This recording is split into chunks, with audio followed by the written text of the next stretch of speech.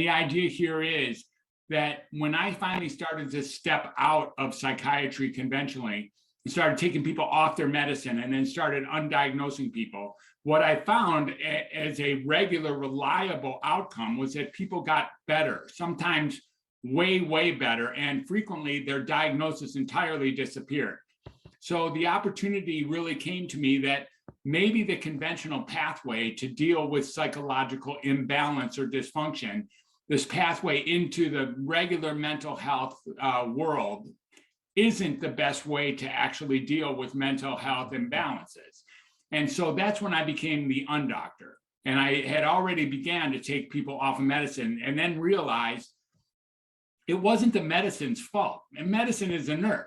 Medicine is just a thing. It's not, you can't blame something that isn't even alive for the problem. The idea is that people think there's something wrong with them, and then they know that there's something wrong with them, and then make the assumption and then make the commitment that there's a pill out there that can fix them. So it's in the diagnosing where the real trouble is. When people start thinking there's something wrong with them, which we all do.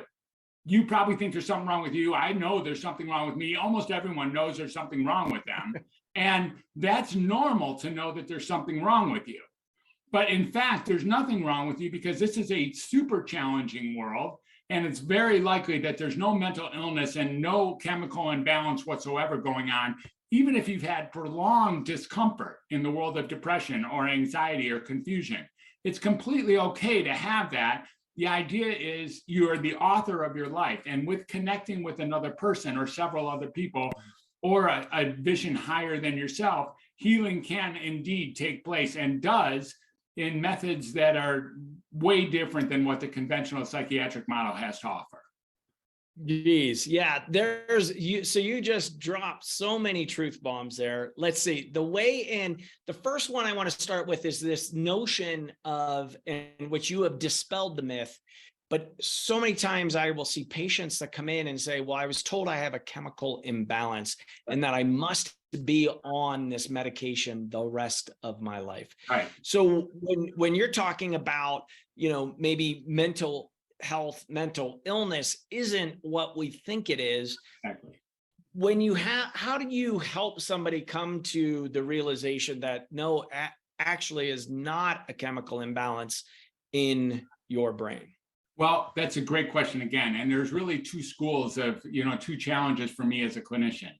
There's the group of people who have already made the decision that there's something wrong with them and then sought help and actually received it and are now taking medicine or receiving some form of interventional, therapy of some sort. Those people are really hard to turn around because at one point they bought the bullet. At one point they bit the bullet. At one point they decided there's something wrong enough with me that I need to start putting this toxic chemical into my body every morning. Let me just say something real quick, a disclaimer, which is there's probably some listeners out there who are really happy with the treatment they're receiving.